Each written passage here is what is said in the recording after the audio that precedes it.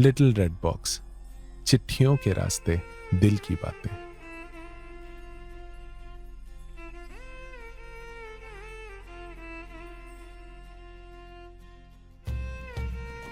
प्यारी पतंग, एक काटता है। तुमसे जुड़े ये दो शब्द जैसे ही जुबां पर आते हैं, हम सीधे उठकर अपने बचपन में पहुंच जाते हैं। टीन या कबेलू की छतों पर जैसे तैसे बैलेंस बनाकर खड़े हुए, गला फाड़ कर चिल्लाते हुए, पड़ोस के मोहल्ले के लड़कों पर अपनी जीत का जश्न मनाते हुए, जो मुंह लटकाकर ऐसे खड़े हैं जैसे पतंग नहीं उनकी नाक कट गई हो। आज भी याद है, नए साल के बाद से ही आसमान रंगीन होने लगता था। धीरे धीरे रंग और भी बढ़ते जाते और संक्रांति के दिन तो मानो ऐसे लगता जैसे किसी मनमौजी आर्टिस्ट ने पूरे आसमान को ही हरे पीले लाल रंगों से पेंट कर दिया हो। हर जगह बस तुम ही तुम दिखाई पड़ती थी। उस दिन तो मानो छत पर मेला ही लग जाता था। दोस्त, परिवारजन, अड़ोसी पड़ोसी सब तुम्हें उड़ाने के लिए इकट्ठा होते थे। बीनने बुनने से लेकर खाने पीने तक के कार्यक्रम भी वहीं होते थे।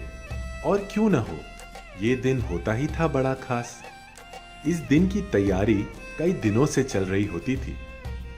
अमूमन शहर की वो तंग गली में जहां तुम्हें बनाने वाले उस्ताद रहा करते थे, वहां से आंख कट, अंडा कट, डंडा कट, गुड्डी, ढिक्कल, चांदबाज, भूत कट में से अपनी पसंद की पतंग चुन कर लाई जाती। पूरी तरह देख परख कर, कांप की मजबूती जांच कर, जैसे 50 पैसे की पतंग नहीं, कोई 50,000 की वस्तु खरीद रहे हो। तुम्हारा साथी मांझा तो खैर खुद ही सुता जाता। चावल की लाई में बारीक पिसा कांच, गोंद और अपनी पसंद का रंग डालकर सूत पर उसकी कोटिंग होती थी और सूखने पर बनता वो धारदार मांझा, जो होता एक के बाद एक पतंग काटने के लिए तैयार। बड़ी सावधानी से इसे लकड़ी की चरखी पर लपेटा जाता था। तो इन सारी चीजों के साथ तुम्हारी मुलाकात आसमान से कराने का कार्यक्रम शुरू होता।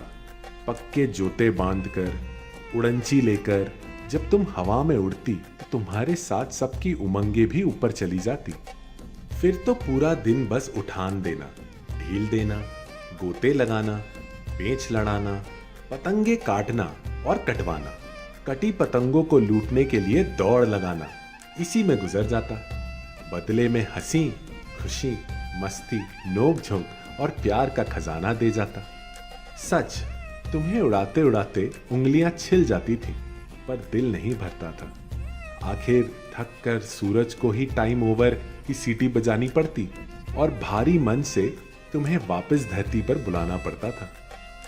प्यारी पतंग, मानता हूं कि अब तुम्हारा चलन कम हो गया है। अब साथ मिलकर पतंगबाजी भी नहीं होती। बदलाव की आंधी के आगे इस कागज के छोटे से टुकड़े की क्या बिसात।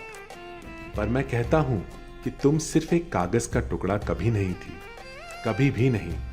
सभी परिवारजनों को एक साथ लाकर, छोटे बड़े का अंतर मिटाकर, उतार चढ़ावों में संग बने रहने की सीख देकर तुम रिश्तों का मांझा सुलझाए रखती थी।